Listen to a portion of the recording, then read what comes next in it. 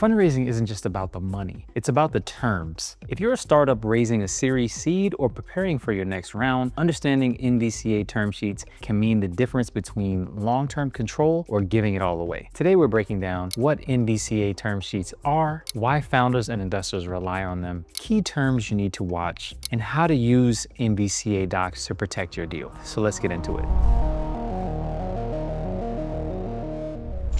Hey everyone, I'm Corey, a startup lawyer helping entrepreneurs decode law, technology, and innovation. In this video, we'll give a primer on how NVCA term sheets work and why they're the gold standard for startups and investors raising institutional capital. Also, be on the lookout for a full series across the NVCA term sheet. So here's what we'll cover. What makes the NVCA term sheets unique, strategic benefits for founders and investors, key legal and financial terms, and practical advice for negotiating your next deal. What is the NVCA term sheet? The NVCA stands for the National Venture Capital Association, and they're the oldest venture capital association in the United States, and they've been replicated all across the world in Europe and in APAC, particularly in Singapore. An NVCA term sheet is a standardized legal document used in venture capital deals. Unlike safes or convertible notes, it sets out clear rules for the following: valuation, equity structure, governance rights, and investor protections. So why use NVCA documents? Founders use NVCA docs because they offer industry standardization, balanced protections for both sides, clarity and transparency in negotiations. A strategic insight here is that NVCA docs reduce legal friction and can align investor and founder expectations early on. So what are the key elements in every NVCA term sheet? This is what your startup deal will likely include. Valuation, in addition to the amount raised, that will be pre-money, post-money, and dilution discussions. Charter rights, this includes dividends, liquidation preferences, and voting authority. Anti-dilution and conversion, this covers what happens in future financing rounds, as well as if there's a transaction like a merger or an acquisition, or in the unfortunate event of a down financing round. Investor protections, and this covers information rights for investors, registration rights, requirements, etc. in the case of an IPO, as well as lockups, which also covers a situation in IPO and when you can and can't sell securities in that situation. We also have board and governance. This covers directors' roles, how many people are on the board, as well as voting agreements, who can vote on what topics. Next, we have exit strategy terms, and this includes, for example, right of first refusal and co-sale agreements, as well as drag-alongs. Finally, we round out with closing protections. This includes confidentiality obligations under the NVCA term sheet, as well as no-shop clauses. Who benefits and how? For startups, this simplifies the legal process. It signals legitimacy to investors that you're using industry standard-based documents to start from, and it sets clear expectations around control and growth.